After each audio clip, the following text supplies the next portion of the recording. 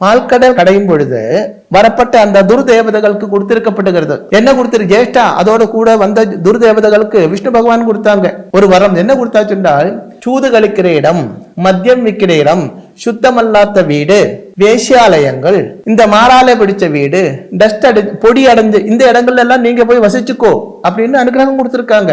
அப்போ உங்க வீடு சுத்தம் அல்ல என்றால் அங்கே பிசாசுக்கள் பட்டா வாங்கி இருக்குன்னு அர்த்தம். தைரியமா உள்ள வந்து உட்காருவாங்க, ஒன்னும் சொல்ல முடியாது.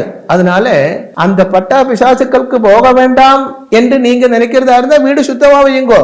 எப்ப பார்த்தாலும் டிவி பார்த்து அதை விட்டுட்டு வீடு சுத்தமா வையுங்கோ. சுத்தமாக இருக்கணும், ஐஸ்வர்யமாக இருக்கணும். வீட்டுல வரப்பட்ட சிலவங்க சொல்லுவாங்க, நானே சொல்லியிருக்கேன் சில இடங்களை போயிட்டு, அங்க போனா மூதேவி வாசந்தா அப்படின்னு. இனி இந்த துர்தேவதைக்கு ஒரு சுபாவம் இருக்கிறது. என்ன என்றால், இது வீட்டுக்குள்ள குடி ஏறியாச்சுன்னால் முதல்ல இது அங்க இருந்து லட்சுமியை வெளியில ஏத்துறதுக்காக வேண்டிய முயற்சிகள் எல்லாம் பண்ணுவாங்க.